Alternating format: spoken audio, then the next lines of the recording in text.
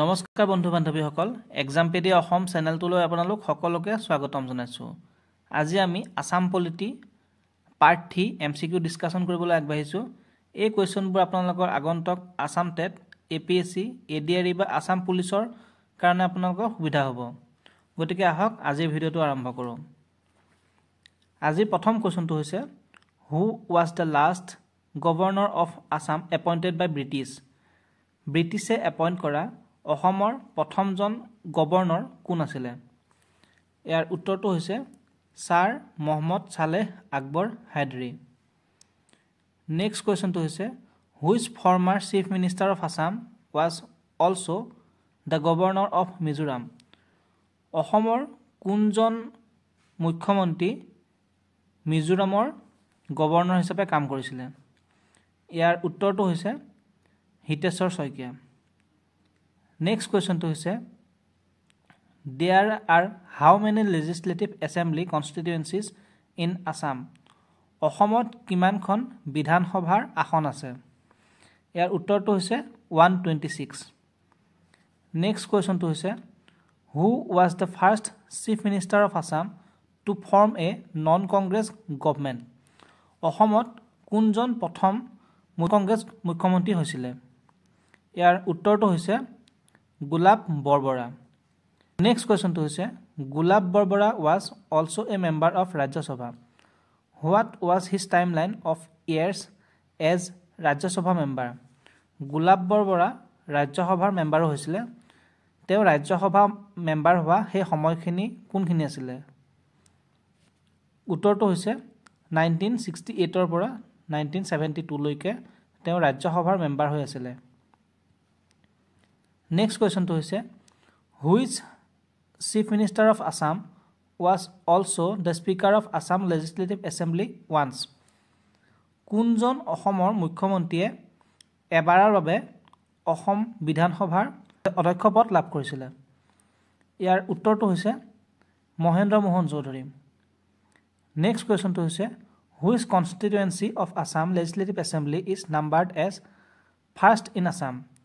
অসমৰ কোনটো legislative assembly চিটত 1 নম্বৰ দিয়া হৈছে? উত্তৰটো হৈছে ৰাতাবাৰী। নেক্সট কুৱেশ্যনটো হৈছে Ratabari assembly constituency seat is reserved for the candidate of which community. Ratabari বিধানসভা আসনখন কোনটো কমিউনিটিৰ কাৰণে ৰিজাৰ্ভ কৰা আছে? ইয়াৰ উত্তৰটো হৈছে SC বা চিডুল কাষ্ট। নেক্সট কুৱেশ্যনটো হৈছে name the smallest assembly constituency of Assam in terms of voters population চ'ফাৰ। ভোটাৰৰ পপুলেশ্যনৰ ওপৰত ভিত্তি কৰি অসমৰ আটাইতকৈ সৰু বিধানসভা আসন কোনখন?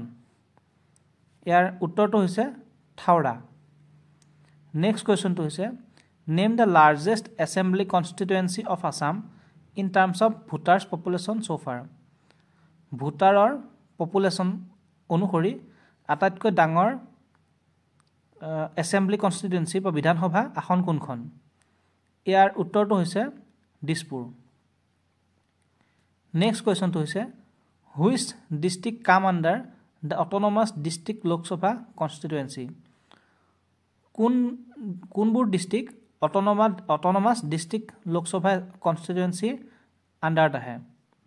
ইয়াৰ উত্তৰটো হৈছে ডিমা হাছাও, কাৰ্বি আংলং আৰু পশ্চিম কাৰ্বি আংলং। নেক্সট কুৱেশ্যনটো হৈছে হুইচ এছেম্বলি কনষ্টিটুৱেঞ্চি কাম under the autonomous district Lok Sabha constituency. Autonomous district Lok Sabha বা লোকসভা আসনত কোনকেইখন বিধানসভাৰ আসন আহে? ইয়াৰ উত্তৰটো হৈছে বৈঠালংছু, হাফলং, বোকাজান, হাওৰাঘাট আৰু ডিফু। নেক্সট কুৱেশ্যনটো হৈছে which political figure from Assam was elected as Lok Sabha member from Barpeta Lok Sabha constituency twice in 1967 and 1972। অসমৰ কোনজন ব্যক্তিয়ে বৰপেটা লোকসভা আসনৰ পৰা দুবাৰকৈ জিকিবলৈ সক্ষম হৈছিলে? তেওঁৰ নামটো হৈছে ফখৰুদ্দিন আলী আহমেদ নেক্সট কুৱেশ্যনটো হৈছে who was the second Muslim president of India ভাৰতৰ দ্বিতীয়জন মুছলিম প্ৰেছিডেণ্ট কোন আছিলে ইয়াৰ উত্তৰটো হৈছে ফখৰুদ্দিন আলী আহমেদ নেক্সট কুৱেশ্যনটো হৈছে in which UK university did Fakhruddin Ali Ahmed study ইউকেৰ কোনখন ইউনিভাৰ্চিটিৰ পৰা ফখৰুদ্দিন আলী আহমেদে অধ্যয়ন কৰিছিলে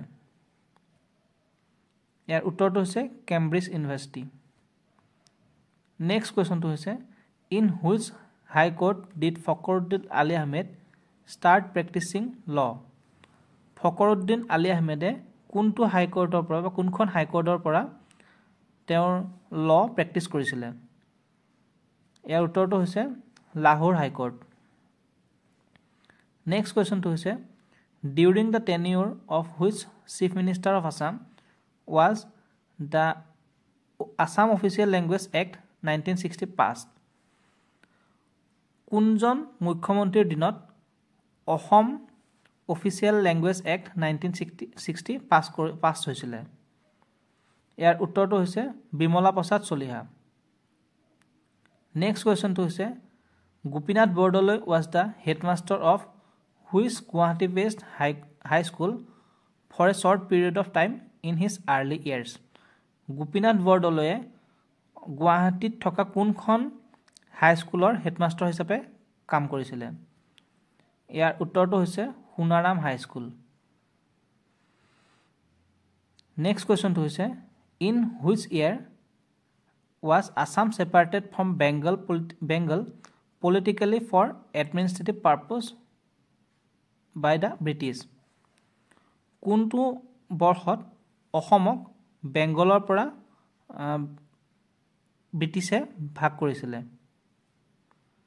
ইয়াৰ উত্তৰটো হৈছে 1874 নেক্সট কুৱেশ্যনটো হৈছে in which place did the first Assam assembly get started কোনটো প্লেচত অসমৰ প্ৰথম বিধানসভা আৰম্ভ হৈছিলে ইয়াৰ উত্তৰটো হৈছে শ্বিলং নেক্সট কুৱেশ্যনটো হৈছে on which date was the first Assam assembly inaugurated কোন তাৰিখত অসমৰ প্ৰথম বিধানসভা আৰম্ভ হৈছিলে ইয়াৰ উত্তৰটো হৈছে 7 এপ্ৰিল 1937 নেক্সট কুৱেশ্যনটো হৈছে legislative council of eastern Bengal and Assam was started in which year legislative council of eastern Bengal and Assam কোনটো বৰ্ষত আৰম্ভ কৰা হৈছিলে ইয়াৰ উত্তৰটো হৈছে 1905